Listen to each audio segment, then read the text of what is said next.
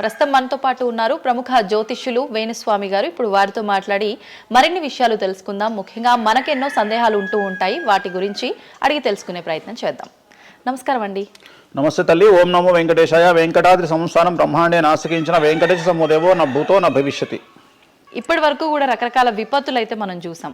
గత ఉగాది మన కొత్త సంవత్సరం నుంచి కూడా ఇప్పటి వరకు చాలా విపత్తులు చూసినాం. అంటే పంచభూతాల్లో ఒక్కొక్కటి ఒక్కొక్క ప్రళయంగా, అగ్ని ద్వారా కావచ్చు, గాలి ద్వారా కావచ్చు, రకరకాలుగా. ఇప్పుడు ఈ గ్రహాల మార్పుల వల్ల ఏవో రాబోతున్నాయని, మొన్న రీసెంట్గా బ్రహ్మంగారి ఇల్లు కూలింది అని, అంటే ఎక్కడ ఏ మూలన ఏం జరిగినా కూడా దాన్ని ప్రతి ఒక్కదానికి లింక్ చేసి దానివల్ల ఏదో దుష్ప్రభావాలు రాబోతున్నాయి, దీనివల్ల ఇబ్బందులు పడబోతున్నారని చెప్తున్నారు. మరి ఈ 2026 మనమైతే ఉగాది నుంచి చూసుకుంటాం, కానీ ఆంగ్ల నూతన సంవత్సరం రాబోతోంది. దీని ద్వారా మనకు ఉగాది వరకు ఈ మధ్య కాలంలో ఎలా ఉండబోతోంది, గ్రహాలు రాశుల పరంగా చూసుకుంటే, పంచభూతాల పరంగా చూసుకుంటే, తర్వాత మనకి ఈ సంవత్సరం మారిన తర్వాత ఎలా ఉండబోతోంది. సో రాబోతున్నటువంటి సంవత్సరం పేరు కూడా చాలా చాలా చాలా కాంట్రవర్షియల్ నేమ్, పరాభవనామ సంవత్సరము. పరాభవము అంటే ఓటమి, అవమానముతో కూడిన ఓటమి అని అర్థం. పరాభవము దుర్యోధనుడికి మయసభలో జరిగినది పరాభవము.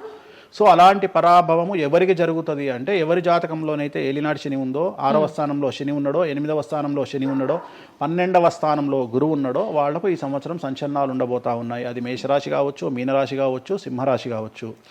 సో ఇలాంటి వారికి ఈ సంవత్సరం పెను సంచలనాలు ఉండేటువంటి అవకాశాలు ప్రస్ఫుటంగా కనిపిస్తూ ఉన్నాయి. సో ఇది ఓవరాల్గా సంవత్సర ఫలితము. ఇక 12 రాశులకు సంబంధించి ముందుగా మేషరాశి కనుక తీసుకున్నట్లయితే, మేషరాశికి ఈ సంవత్సరము ఏలినాటి శని నడుస్తూ ఉంది. సో ఏలినాటి శని ఒక పక్క గురువు బాగాలేడు, ఒక పక్క రాహు బాగాలేడు, ఒక పక్క కేతు బాగాలేడు. సో ఇలాంటి సందర్భంలో పెను సంచలనాలకు కారణభూతమయ్యేటువంటి అవకాశం ఉంది. సో విద్యార్థులకు ఉత్తీర్ణత శాతం తగ్గుతుంది, కోరుకున్న ప్లేస్మెంట్స్ రావు, వీసా రిజెక్ట్ అయ్యే అవకాశం ఉంది.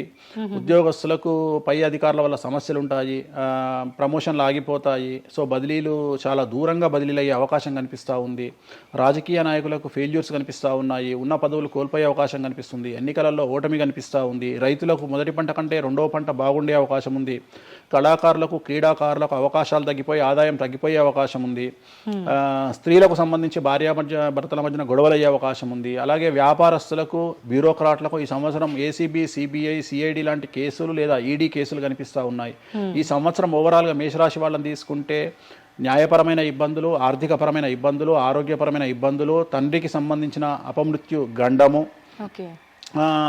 అలాగే న్యాయపరమైన చిక్కులు, వాహన ప్రమాదాలు, భార్యాభర్తల మధ్యన గొడవలు, ఇవన్నీ మేషరాశి వారికి కనిపిస్తూ ఉన్నాయి. మరి ఏం చేసుకోవాలా అంటే, తిరునల్లా శనీశ్వర ఆలయంలో ప్రత్యేకమైన శని పూజ నిర్వహించుకోవడంతో పాటు నలుపు రంగు దుస్తులకు దూరంగా ఉండడము, నలుపు చెప్పులు, నలుపు వాహనాలకు దూరంగా ఉండడము, లెదర్ వస్తువులకు దూరంగా ఉండడము, నలుపు లెదర్ వస్తువులకు దూరంగా ఉండడం వల్ల సమస్యల నుండి గట్టెక్కుతారు. ఏడాదంతా వీటికి దూరంగా ఉండాలి. మరి తర్వాత నెక్స్ట్ వృషభ రాశి. సో వృషభ రాశి వారికి ఈ సంవత్సరం 100కు ఇంచుమించుగా 75% అనుకూలంగా ఉంది. రాహువు, కేతువు, గురువు, శని అనుకూలత కనిపిస్తూ ఉంది. చాలా బాగుండబోతా ఉంది. ఈ సంవత్సరం మే నుండి విపరీతమైన రాజయోగం పట్టబోతా ఉంది. చాలా అనుకూలంగా ఉంది. విద్యార్థులకు ఉత్తీర్ణత శాతం ఉంటుంది. స్త్రీలకు అనుకూలమైన ఫలితాలు ఉంటాయి. స్త్రీలకు మీ ఇంట్లో కమాండింగ్ అంతా మీదే ఉంటుంది.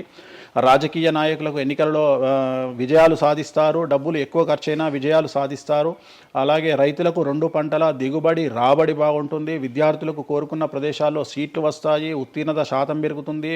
అవివాహితులకు వివాహ యోగ సూచనలు కనిపిస్తున్నాయి. సంతానం లేని వారికి సంతాన యోగం కనిపిస్తూ ఉంది. వ్యాపారస్తులకు, అన్ని రంగాల వ్యాపారస్తులకు అనుకూలమైన ఫలితాలు ఉండబోతా ఉన్నాయి. క్రీడాకారులకు, కళాకారులకు అవకాశాలు, ఆదాయము పెరుగుతాయి. ఓవరాల్గా ఈ సంవత్సరం పూర్తి స్థాయిలో మీకు ఎటువంటి సమస్యలు కనిపించడం లేదు. చాలా బాగుంది కాబట్టి మీకు ఎటువంటి రెమెడీస్ అవసరం లేదు. వీలైతే సోమవారం నాడు శివాలయంలో రుద్రాభిషేకాన్ని నిర్వహించుకోండి. సో నెక్స్ట్ మిథున రాశి. ఈ సంవత్సరం ఏదైనా రాశి 100కు 110% అనుకూలంగా ఉంది అంటే మిథున రాశి. సో గురువు, రాహువు, కేతువు అన్ని గ్రహాలు అనుకూలంగా ఉన్నాయి. పట్టిందల్లా బంగారంగా ఉంటుంది. గురువు అతిచారం వల్ల మీ జాతకం చాలా బాగుండబోతా ఉంది. గత 10 సంవత్సరాల నుండి మీరు పడుతున్నటువంటి కష్టాలన్నీ తొలగిపోయే అవకాశాలు కనిపిస్తూ ఉన్నాయి. సో కొత్త స్పీడ్తో ముందుకు వెళ్ళండి, కొత్త ఆలోచనలు చేయండి, ఎంత గొప్పగా జీవితంలో ముందుకెళ్లాలో ప్లాన్ చేయండి, చాలా గొప్పగా ఆలోచించండి, చిన్నగా ఆలోచన చేయకండి. గురువు విపరీత రాజయోగాన్ని ఇవ్వబోతా ఉన్నాడు. దైవబలం మీకు అనుకూలంగా ఉంది, గురుబలం మీకు అనుకూలంగా ఉంది, శనిబలం మీకు అనుకూలంగా ఉంది. కాబట్టి కొత్త వ్యాపారాలు ప్రారంభించండి. విపరీతమైనటువంటి చాలా గొప్పగా కలలు కనండి. ఆ కళలను సాకారం చేసుకునే దిశగా ప్రయాణం చేయండి. విద్యార్థులకు అనుకూలంగా ఉంది, ఉద్యోగస్తులకు అనుకూలంగా ఉంది, వ్యాపారస్తులకు అనుకూలంగా ఉంది, రైతులకు 2 పంటలు అనుకూలంగా ఉంది. సో ప్రతి వాళ్ళు చెరువులు, తర్వాత చేపల చెరువులు, రొయ్యల చెరువులు పండించే వాళ్ళకు అనుకూలంగా ఉంది, పౌల్ట్రీ ఫామ్ వాళ్ళకు అనుకూలంగా ఉంది, రాజకీయ రంగం వారికి అనుకూలంగా ప్రజల్లో మంచి మార్పులు కనిపిస్తూ ఉన్నాయి. స్త్రీలకు మీదే కమాండింగ్గా ఉంటుంది, కుటుంబంలో మీరు ఏం చెప్తే అది జరిగేటువంటి అవకాశాలు కనిపిస్తూ ఉన్నాయి. సో మిథున రాశి వారికి పూర్తి స్థాయిలో అనుకూలంగా ఉంది. ఎటువంటి రెమెడీస్, ఎటువంటి పూజలు అవసరం లేదు. అద్భుతం అయితే వీళ్ళది. నెక్స్ట్ కర్కాటక రాశి. సో నెక్స్ట్ కర్కాటక రాశి. సో కర్కాటక రాశి వారికి కూడా ఇంచుమించు 90% అనుకూలంగా ఉంది. కాకపోతే ఇక్కడ ఉన్న సమస్య ఏంటి అంటే మే వరకు 2026 మే వరకు కొద్దిగా వీళ్ళకు గురువు 12వ ఇంట్లో ఉన్నాడు కాబట్టి కాళ్ళు చేతులు విరిగే అవకాశం ఉంది, దెబ్బలు తగిలించుకునే అవకాశం కనిపిస్తూ ఉంది. జాగ్రత్తగా ఉండండి. సాధ్యమైనంత వరకు yellow colour, lemon yellow colour దుస్తులు ధరించే ప్రయత్నం చేయండి. చాలా అనుకూలంగా ఉండబోతూ ఉంది. రాజకీయ రంగంలో ఉండే వాళ్లకు విపరీతమైనటువంటి విజయాలు సిద్ధిస్తాయి. జనాల్లో అనుకూలమైన వాతావరణం ఉంటుంది. వ్యాపారస్తులకు విశేషించి అనుకూలంగా ఉంటుంది. విద్యార్థులకు అనుకూలంగా ఉంటుంది. అలాగే రైతులకు అనుకూలంగా ఉంటుంది. కళాకారులకు, క్రీడాకారులకు మరీ అనుకూలంగా ఉంటుంది. కాకపోతే ఓవరాల్గా కర్కాటక రాశి వారికి ఈ సంవత్సరం కొద్దిగా శత్రువుల యొక్క బెడద ఒక 10% కనిపిస్తూ ఉంది. కానీ శత్రువులను పట్టించుకోకండి. శని బలం వల్ల వాళ్ళు ఎంత ప్రయత్నాలు చేసినా, రాహు బలం వల్ల వాళ్ళు ఎంత ప్రయత్నాలు చేసినా మిమ్మల్ని ఎవరు ఏమీ చేయలేరు. సో మీరు చేయాల్సింది ప్రతి గురువారం నాడు లెమన్ ఎల్లో దుస్తులు ధరించే ప్రయత్నం చేయండి. అలాగే శ్రీకాళహస్తిలో గురు దక్షిణామూర్తి వద్ద గురువారం నాడు గురుహోరలో గురువుకు అంటే దక్షిణామూర్తికి అష్టోత్తర పూజ చేయించుకోండి. అలాగే పసుపు రంగు పువ్వు ఏదైనా ఉంటే అక్కడ నుండి తెచ్చుకొని ఇంట్లో పెట్టుకోండి. మీకు అనుకూలమైన ఫలితాలు ఉంటాయి. అంటే శని వీళ్ళకి ఫేవర్గా ఉన్నాడు అంటే శని వీళ్ళకి చాలా ఫేవర్గా ఉన్నాడు, రాహు ఫేవర్గా ఉన్నాడు, కేతు ఫేవర్గా ఉన్నాడు, మే నుండి గురువు కూడా ఫేవర్గా ఉంటాడు. అది ఉన్న చిన్న చిన్న ఇబ్బందులకు కూడా ఏమైనా దానాలు అలాంటివి అదే మనం చెప్పినందుకు గురువు లెమన్ ఎల్లో కలర్ గురువుకు దక్షిణామూర్తి సరిపోతుంది. ఇంకా అవసరం లేదు, దానాలు అవసరం లేదు. మరి తదుపరి రాశి. సో నెక్స్ట్ సింహరాశి. సింహరాశికి ఈ సంవత్సరం అష్టమ శని నడుస్తూ ఉంది. గురువు వ్యతిరేకమైన ఫలితాలు, రాహు కేతువు చాలా నెగిటివ్గా ఉన్నారు. సో ఇంచుమించుగా 4 గ్రహాలు వ్యతిరేకమైన దిశలో ఉన్నాయి. అష్టమ శని అంటే తల్లికి ఆరోగ్యపరమైన ఇబ్బందులు ఉంటాయి, మానసికమైన ఇబ్బందులు ఉంటాయి, శారీరకమైనటువంటి అనారోగ్య సమస్యలు ఉంటాయి, అలాగే ఆర్థికపరమైన ఇబ్బందులు, న్యాయపరమైన చికాకులు ఉంటాయి. జాగ్రత్తగా ఉండండి. నలుపు రంగు దుస్తులకు దూరంగా ఉండండి. విద్యార్థులకు సమస్యలు, ఉద్యోగస్తులకు సమస్యలు, వ్యాపారస్తులకు సమస్యలు, ఈడీ కేసులు, పోలీస్ కేసులు, బ్యూరోక్రాట్స్కు సిబిఐ కేసులు, రైతులకు పంటల దిగుబడిలో నష్టము, కళాకారులకు, క్రీడాకారులకు వాళ్ళ అవకాశాలను ఇతరులు దక్కించుకునేటువంటి అవకాశం కనిపిస్తూ ఉంది. స్త్రీలకు భార్యాభర్తల మధ్యన గొడవలు. సో ఓవరాల్గా సింహరాశి వారికి ఏ రంగంలో వారైనా సమస్యలు కనిపిస్తూ ఉన్నాయి. అష్టమ శని ప్రభావం కనిపిస్తూ ఉంది కాబట్టి నలుపు రంగు దుస్తులకు దూరంగా ఉండండి. తీరు నల్లార్ శనీశ్వర ఆలయంలో ప్రత్యేకమైన శని పూజను నిర్వహించుకోవడం ద్వారా సమస్యల నుండి గట్టెక్కుతారు. ఓకే. సో నెక్స్ట్ కన్యారాశి. ఈ సంవత్సరం కన్యారాశి వారికి ఇంచుమించు 75% అనుకూలంగా ఉండబోతా ఉంది. శని, అలాగే కుజుడు, రాహువు, కేతువు, గురువు అనుకూలతల వల్ల చాలా చాలా అనుకూలంగా ఉండబోతా ఉంది. ఒకే ఒక్క సమస్య ఈ సంవత్సరం ఉండేది, భార్యాభర్తల మధ్యన ఈగోలు కానీ క్లాషెస్ కానీ వచ్చే అవకాశం ఉంది. సో కాంప్రమైజ్ అవ్వడానికి ప్రయత్నించండి. భార్య దగ్గర భర్త, భర్త దగ్గర భార్య, కాంప్రమైజ్ అవ్వండి. ఈగోలకు పోవద్దు, జెలస్లకు పోవద్దు. ఆర్థికపరమైన అంశాల్లో జాగ్రత్తగా ఉండండి. విద్యార్థులకు అనుకూలత కనిపిస్తూ ఉంది. రాజకీయ నాయకులకు అనుకూలత కనిపిస్తూ ఉంది. వ్యాపారస్తులకు, కళాకారులకు, క్రీడాకారులకు విశేషమైన యోగం లభించబోతూ ఉంది. న్యాయస్థానాల్లో పనిచేసే వాళ్లకు, న్యాయ సంబంధమైన వృత్తిలో ఉండే వాళ్లకు అనుకూలమైన ఫలితాలు ఉండబోతూ ఉన్నాయి. స్త్రీలకు విశేషించి అనుకూలంగా ఉండబోతూ ఉంది. సో ఈ సంవత్సరం కన్యారాశి వారికి పూర్తిగా అనుకూలమైనటువంటి ఫలితాలు కనిపిస్తూ ఉన్నాయి. వీరు చేయాల్సినటువంటి రెమెడీ, సోమవారం నాడు రుద్రాభిషేకాన్ని శివాలయంలో నిర్వహించండి. సమస్యల నుండి గట్టెక్కుతారు. సో నెక్స్ట్ తులారాశి. తులారాశి వారికి 6వ స్థానంలో శని కనిపిస్తూ ఉన్నాడు. కాకపోతే గురువు విపరీత రాజయోగాన్ని ఇవ్వబోతా ఉన్నాడు. వీళ్ళకి గురు బలము మరియు దైవ బలం అనుకూలంగా ఉండడం వల్ల మీ జీవితాన్ని కొత్తగా ప్రొజెక్ట్ చేసుకునేటువంటి అవకాశం మీకు దేవుడు కల్పిస్తూ ఉన్నాడు. ముందుకు వెళ్ళే ప్రయత్నం చేయండి. చాలా కొత్తగా మిమ్మల్ని మీరు ఆవిష్కరించుకునే ప్రయత్నం చేయండి. మిమ్మల్ని మీరు కొత్తగా సమాజానికి చూపించుకోండి. దానివల్ల మీ ఆలోచనలు మార్చుకోండి. చాలా గొప్పగా థింక్ చేయండి. గొప్పగా కలలు కనండి. వాటిని సాకారం చేసుకోండి. గురువు అనుకూలంగా ఉన్నాడు. కాకపోతే కుటుంబంలో పెను సంచలనం జరిగే అవకాశం కనిపిస్తూ ఉంది. 6వ స్థానము భాగ్యానికి మరియు శత్రుత్వానికి కారకుడు కాబట్టి శని వల్ల సంచలనం జరిగే అవకాశం ఉంది. విద్యార్థులు, ఉద్యోగస్తులు, వ్యాపారస్తులు, కళాకారులు, క్రీడాకారులు, రైతులు, అలాగే రాజకీయ నాయకులు ఎవరైనా సరే వాళ్ళ జీవితంలో ఏదో ఒక పెను సంచలనం జరిగే అవకాశం కనిపిస్తూ ఉంది. నలుపు రంగు దుస్తులకు దూరంగా ఉండండి. తిరునల్లార్ శనీశ్వర ఆలయంలో ప్రత్యేకమైన శని పూజ నిర్వహించడం ద్వారా సమస్యల నుండి బయటపడతారు.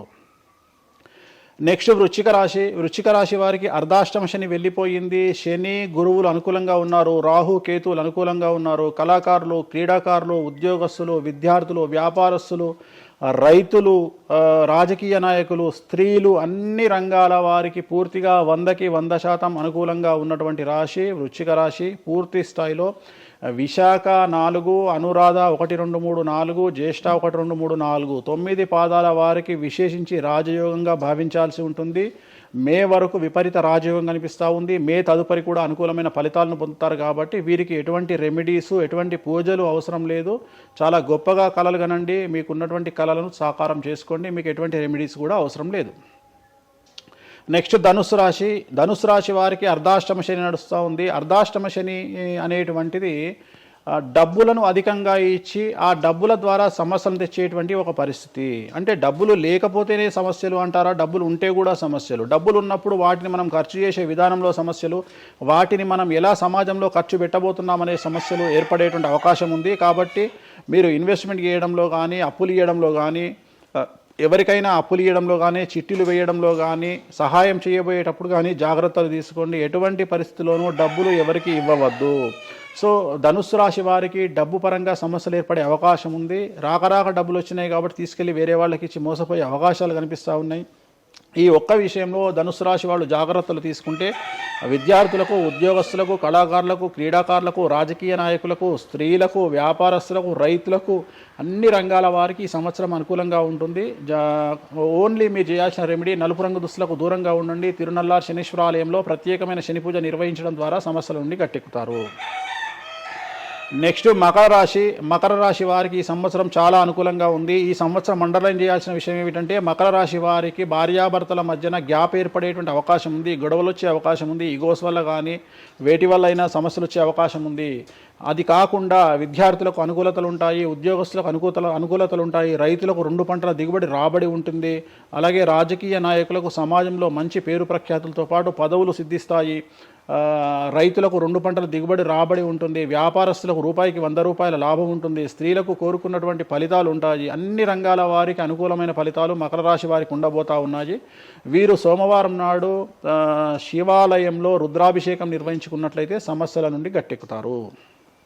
సో నెక్స్ట్ కుంభరాశి వారికి ఏలినాటి శని చివరి అంకంలో ఉంది. చాలా సమస్యలు కనిపించబోతా ఉన్నాయి. కుటుంబంలో ఎవరిని తీసుకున్నా విద్యార్థులు, ఉద్యోగస్తులు, వ్యాపారస్తులు, కళాకారులు, క్రీడాకారులు, రాజకీయ నాయకులు, స్త్రీలు, ఉద్యోగస్తులు, బ్యూరోక్రాట్లు అందరికీ సమస్యలు ఉన్నాయి. వాహన ప్రమాదాలు, పోలీస్ కేసులు, కోర్టు కేసులు, ఆరోగ్యపరమైన ఇబ్బందులు, మానసికమైన ఇబ్బందులు, స్త్రీలకైతే థైరాయిడ్ సమస్యలు, పీసీఓడి సమస్యలు, గర్భసంచికి సంబంధించిన సమస్యలు, మానసికమైన ఇబ్బందులు బాధించే అవకాశం కనిపిస్తూ ఉంది.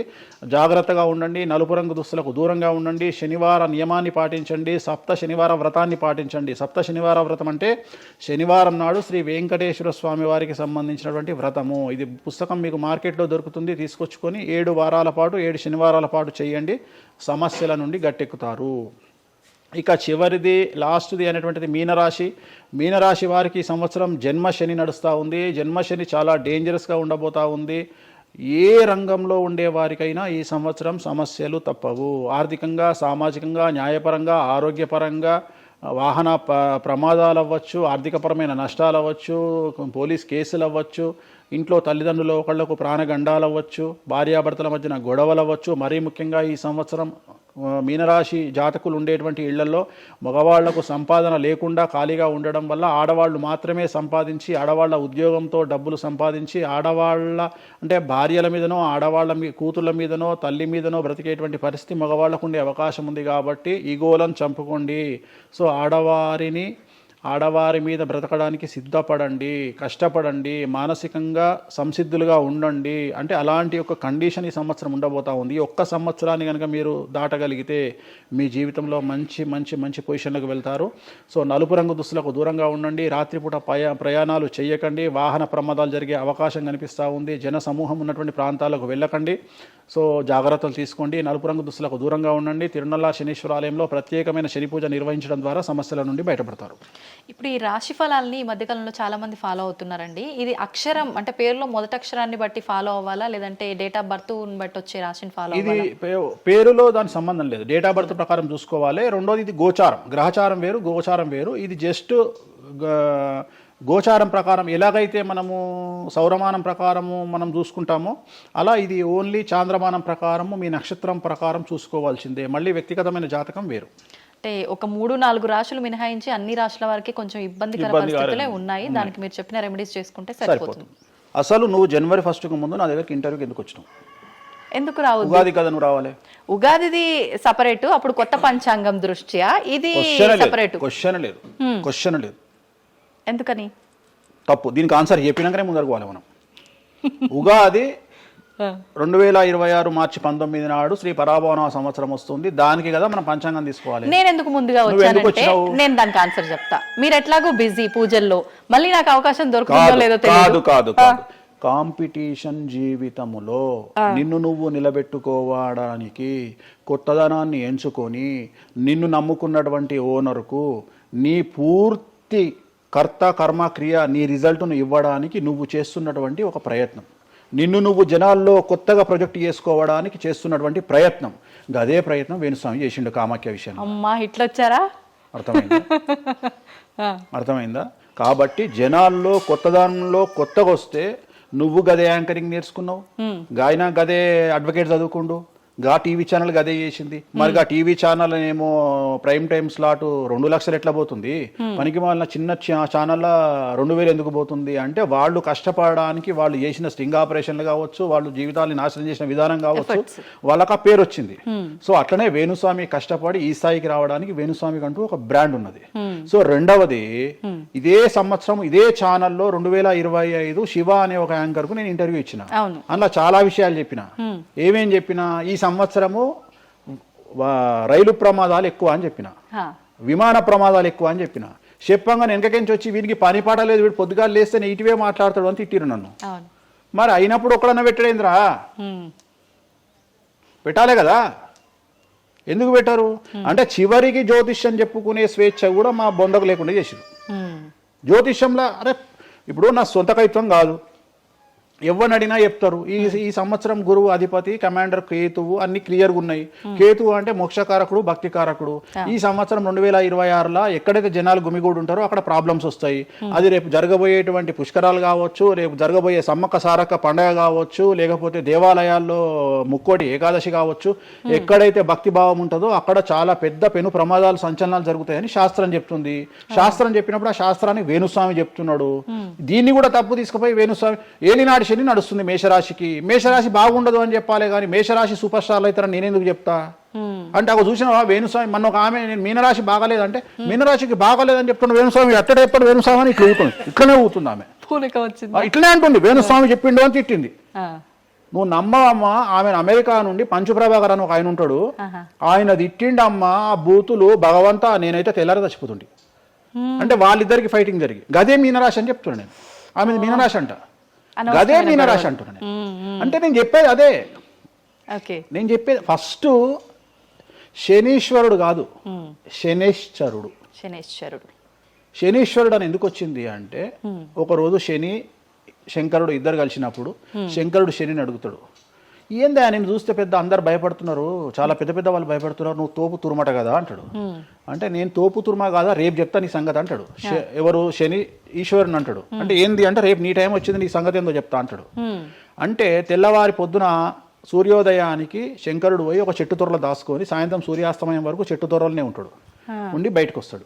బయటకు వచ్చిన తర్వాత శని ఎదురుపడితే నన్నేమో చేస్తా అన్నావు కదా, ఏం చేసినావు అంటాడు. అంటే నువ్వు లయకారకుడివి, ప్రపంచాన్ని శాసిస్తావు, ముల్లోకాలను శాసిస్తావు, అట్లాంటి నిన్ను తీసుకుపోయి సూర్యోదయం నుండి సూర్యాస్తమయం దానిక చెట్టు త్వరలో దాచిపెట్టిన ఇంతకంటే నేను చేసేదే ఉంది అంటాడు. ఆట మొదలు పెట్టేశాడు అక్కడ ఆల్రెడీ. అప్పటి నుండి ఆయనకు శనీశ్వరుడు అని పేరు వచ్చింది. Okay okay. సో ఇది జరిగింది శంకరుడికి కూడా జరిగింది, రాముడికి కూడా జరిగింది. సో ఏలినాటి శని పీరియడ్లో, షష్టమ శని పీరియడ్లో బాధలు పడేటువంటి పరిస్థితి ప్రతి ఒక్కళ్ళకు ఉంటుంది. రెండవసారి ఏలినాటి శనిలో మరీ దరిద్రంగా ఉంటుంది. కలియుగంలో దాని తీవ్రత చాలా ఎక్కువగా ఉంటుంది. కలియుగంలో ఫిజికల్ కంటే మానసికమైన దెబ్బలు చాలా ఎక్కువగా ఉంటాయి. జనాలు కొట్టే దెబ్బలు చాలా ఎక్కువగా ఉంటాయి. నరఘోష వల్ల తినే దెబ్బలు చాలా ఎక్కువగా ఉంటాయి. కలియుగ దైవమైనటువంటి వెంకటేశ్వర స్వామి వారికే ఎన్నో రకాల పూజలు చేసి దిష్టి తీయడానికి ప్రయత్నం చేస్తున్న సందర్భం